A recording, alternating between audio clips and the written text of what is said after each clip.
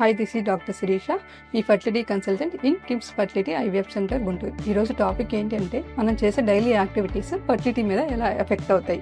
First ఏంటంటే sleep అనేది ఏంటంటే మనకి సౌండ్ స్లీప్ ఉండాలి. డైలీ యాడిక్వేట్గా 7 to 8 hours ఆఫ్ స్లీప్ ఉండాలి. నెక్స్ట్ ఏంటంటే డైట్. సో మనం తీసుకునే పొద్దున్నే బ్రేక్ఫాస్ట్ అనేది స్కిప్ చేయకూడదు. మనం తీసుకునే డైట్లో బేకరీ ఐటమ్స్ కానీ, షుగర్ ఫుడ్స్ కానీ, ప్రాసెస్డ్ ఐటమ్స్ కానీ ఉండకూడదు. నెక్స్ట్ ఏంటంటే సెడెంటరీ లైఫ్ స్టైల్. దీనివల్ల ఏంటి అంటే మనకి ఒబిసిటీ, పీసీఓడి, తర్వాత బ్లడ్ సర్క్యులేషన్ అనేది తగ్గిపోతూ ఉంది. నెక్స్ట్ ఏంటి అంటే ఎక్సర్సైజ్. మనకి డైలీ మినిమం మోడరేట్ ఎక్సర్సైజ్ చేయాలి. కొంతమంది ఏంటి అంటే వెయిట్ లాస్ ఎక్కువ అవ్వడానికి విగరస్గా ఎక్సర్సైజ్ చేస్తారు. దానివల్ల ఏంటి అంటే మనకి ఓవులేషన్ అనేది స్టాప్ అయిపోయింది, టెస్టోస్టెరాన్ లెవెల్స్ అనేవి తగ్గిపోతూ ఉంటాయి.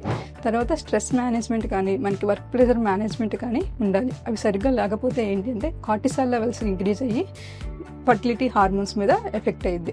తర్వాత డైలీ ఆల్కహాల్ కానీ, స్మోకింగ్ కానీ, టొబాకో కానీ స్టాప్ చేయాలి. కెఫిన్ కూడా ఎక్సెస్ అనేది డైలీ తీసుకోకూడదు. తర్వాత హైడ్రేషన్. డైలీ మినిమం మనం 3 to 4 liters వాటర్ తీసుకోవాలి. దానివల్ల ఏంటి అంటే మనకి స్పర్మ్ వాల్యూమ్ మెయింటైన్ అయ్యి సర్వైకల్ మ్యూకస్ అనేది హెల్దీగా ఉండిద్ది. Thank you.